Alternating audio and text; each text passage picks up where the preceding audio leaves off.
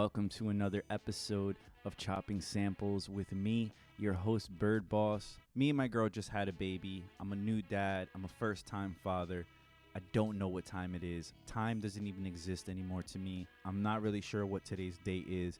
Trying to find the time to squeeze not just making beats, but also making videos has been pretty difficult. So that means I got limited time. We're not doing anything crazy today. I've got the EP-133 out, and I'm kind of simplifying the workflow of it into something that works for me. I don't bother with the scenes. I don't bother with commit. I kind of treat this like the KO2 in the sense that you really could only work on one beat at a time before you had to kind of dump it off of the sampler. So every time I turn this on, I look at it like its own individual session. So before the end of the session, I have to take it off the box. The first thing I do is, what I would do is hold erase and hold A. And you're going to see pattern flash, and then it says delete. And so that's going to take out whatever pattern you had on A. And I'm going to do the same thing for B, C, and D. So, okay, so now if I hit play, there's nothing on here. We have a fresh blank canvas. I've also changed the quantize by clicking timing. You use the minus and plus button if you want quantize or if you want it free. For now, we're going to try free. The swing is off. Let's check out our sample. If you subscribe to my Patreon, you're going to hear this full sample playing through. I'm going to mute it on YouTube to kind of avoid copyright issues. But if you'd like to see the full uncut video, check it out on Patreon.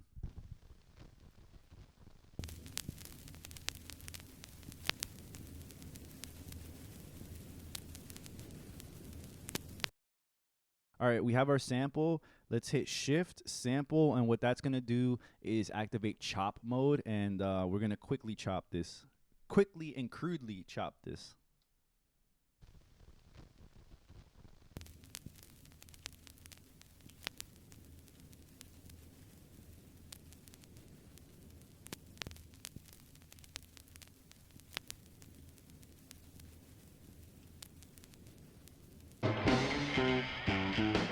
All right, not bad. So let's get into this. Let's get into these chops here.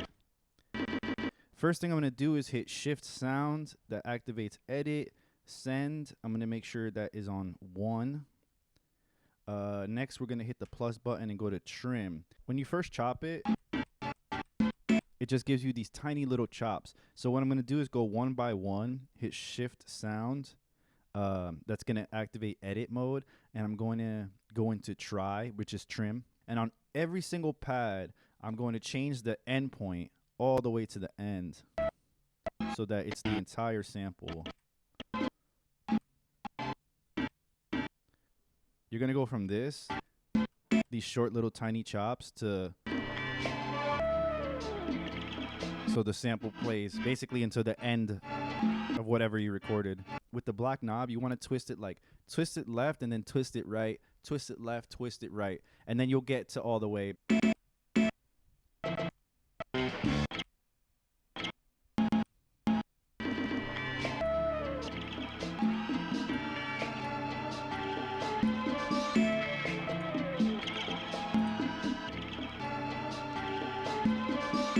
Okay, that sounds pretty good. Decent chop there. So next, we're going to go to drums. I like to put my drums on the D group. So I'm going to go to D, chop up some drums real quick. Go to edit, trim. I just want the kick. So make the end point real short. All right, we have that kick with hi-hat. Okay, then let's get a snare too. Chop up a different break. All right, there's the snare. I just want the hi-hat on the end of it too.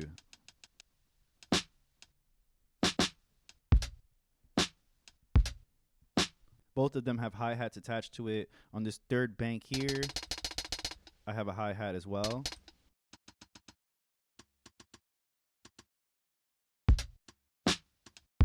Okay, we have our foundation for a quick drum kit. Now I'm going to hit record, and I'm going to change the length to, let's do 8.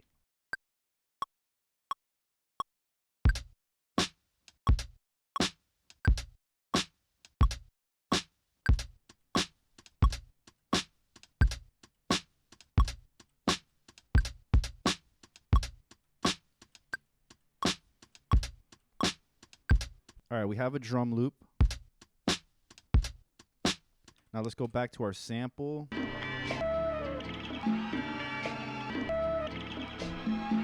All right, so let's play these drums and let's kind of try to figure out a pattern and see how this sample can fit in with that.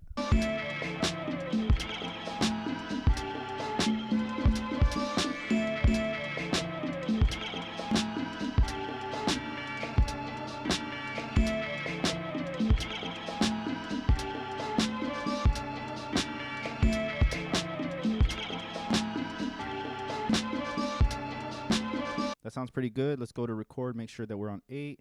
And what I like to do is just hit play and hold record and kind of punch it in as it goes along.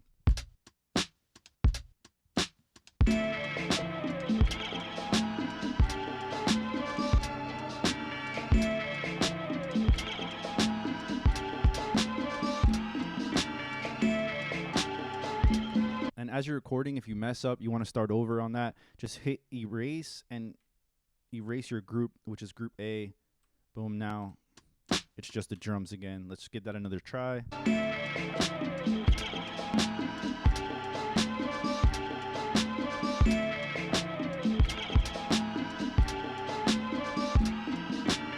Now we have a basic loop. If you wanted to, you probably could just leave it right there. Now let's get into a little bit of like the mixing side. Let's give this a little bit more oomph. It is limited, but I've actually found a couple different like tips and tricks that you can use with the fader. A lot of things stack, so let's just kind of get into it. First thing is, let's check our levels. I'm gonna hit fader. I have D highlighted here where my drums are. I'm gonna hit fader and level. Now the fader controls the volume of all the drums. And I'm just gonna slowly bring it up to make sure that it's like at a volume I like compared to the sample.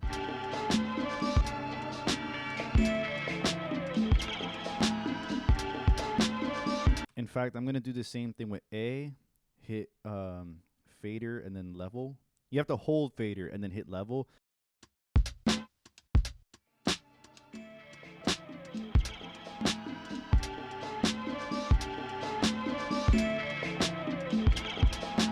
Bring the drums down a little bit.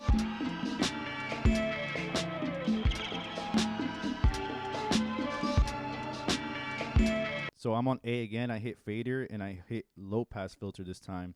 Now this controls the filter of A. The volume level that we just set is like locked in. So now we can change the fader to a low pass filter. It's locked in, but it's not like fully baked in. You can still change the volume of it. You just have to change the fader setting. I'm just gonna take a little bit of the highs off of the sample. I'll probably do the same for the drums.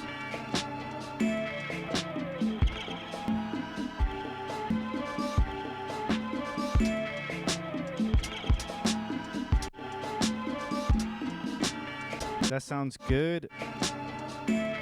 Go to fader and pitch on A.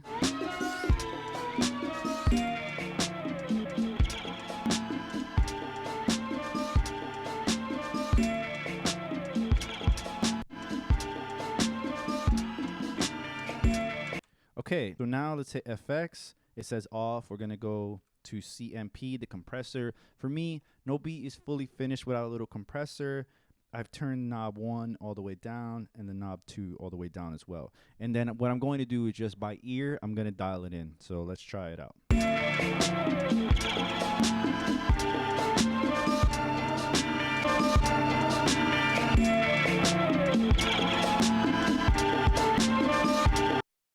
That sounds good, but I actually want to filter out the sample even more. So I have A highlighted. Hit fader, low pass filter, so we go back to that.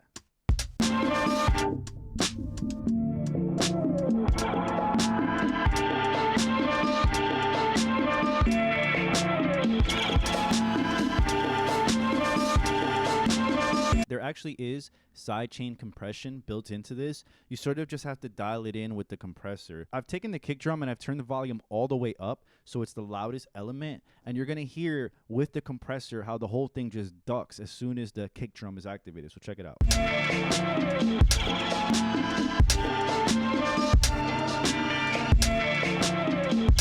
The only thing is that that doesn't sound too pleasing to the ear. So we're going to turn it down and sort of dial it all in by ear. So let's try it.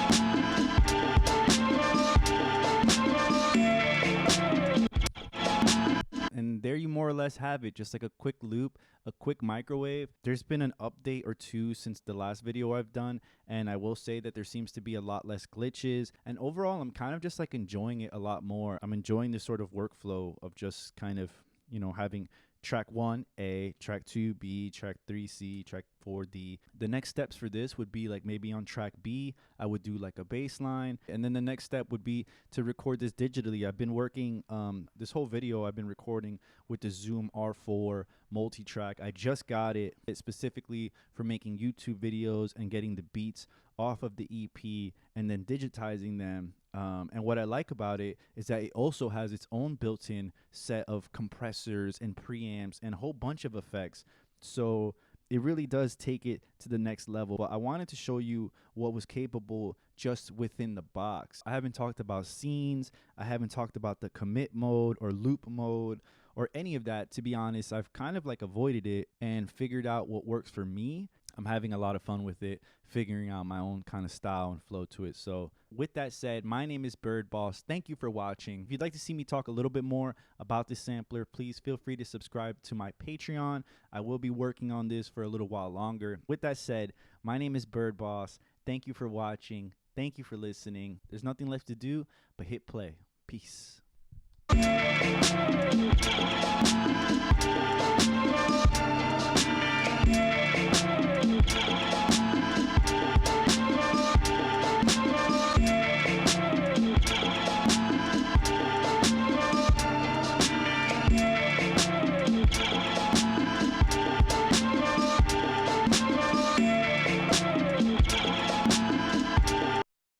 Let's check out this beat.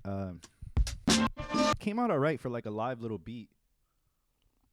Let me get the record that this is from. Hold up.